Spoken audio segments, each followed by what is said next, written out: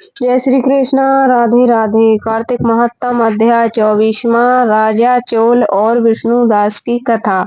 नारद जी बोले, हे राजन, इस प्रकार गणों के वचन सुनकर दंडवत करके वह धर्मदत्त बोला, मनुष्य यज्ञ, दान, तीर्थ, तप आदि से विष्णु का आराधन करते हैं। उनमें से विष्णु की प्रसन्नता हेतु और समीप देने वाला क्या ऐसा कोई और पूजन है जिससे करने से यज्ञादि सफल हो जाए? गण बोले, हे विप्र, तुमने अच्छा प्रश्न किया है। हम इतिहास सहित एक प्राचीन वृतांत कहते हैं।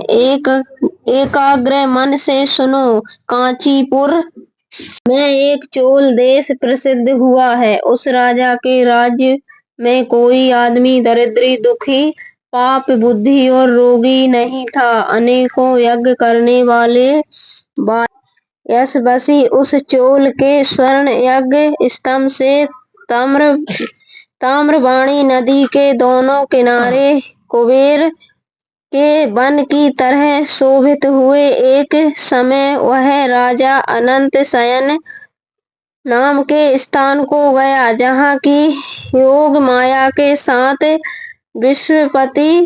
विश्वपति भगवान विष्णु शेष शैया पर शयन करते हैं। वहां उसने लक्ष्मीपति विष्णु भगवान का मोती आदि रत्नमणि और सुंदर सुवर्ण के फूलों से पूजन किया और प्रणाम करके वहीं बैठ गया।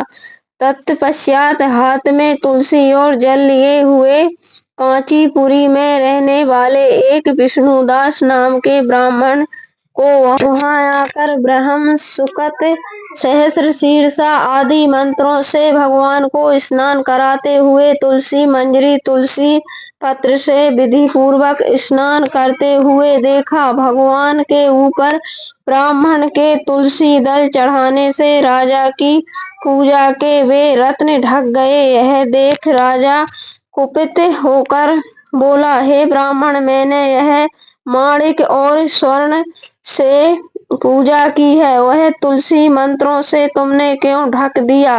हे, मैं जानता हूँ तू विष्णु की भक्ति नहीं जानता है, तू ढोंगी है। जो तूने मेरी अत्यंत शोभा युक्त पूजा को ढक दिया है। तब वह ब्राह्मण भी राजा के गौरव को समझ के बोला, हे राजन, तू भक्ति नहीं जानता, तुझे लक्ष्मी का घमंड है। बताओ, तुमने पहले कितना विष्णु का व्रत किया है? गण बोले, ब्राह्मण का वचन सुन हंसकर राजा गर्व सहित कहने लगा कि जो तू भक्ति का गर्व करता है तो बता, तुझे दरिद्री की भक्ति कितनी है? विष्णु भगवान को प्रसन्न करने वाले यज्ञ, दान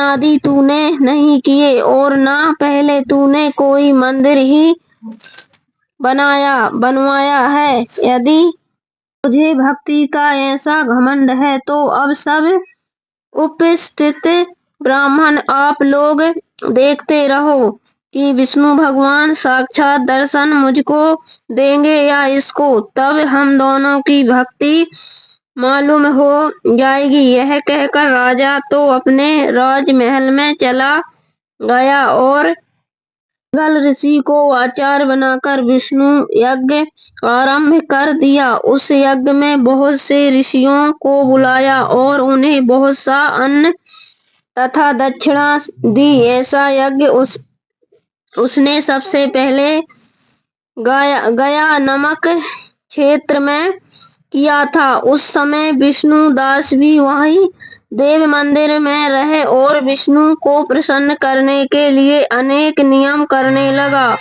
उसने माघ और कार्तिक का व्रत किया, तुलसी का वन लगाया और उसे सींचा तथा द्वादक्षर मंत्र का षोडशोपचार और नृत्य गीत आदि मंगलों से नित्य विष्णु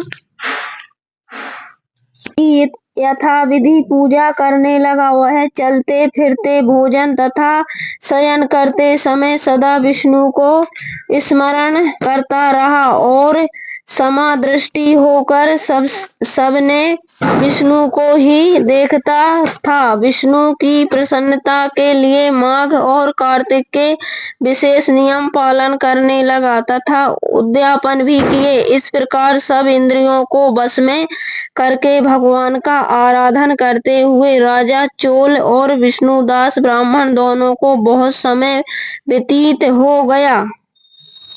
कार्तिक महत्तम अध्याय 24वां समाप्तम। राधे राधे। जय श्री कृष्णा।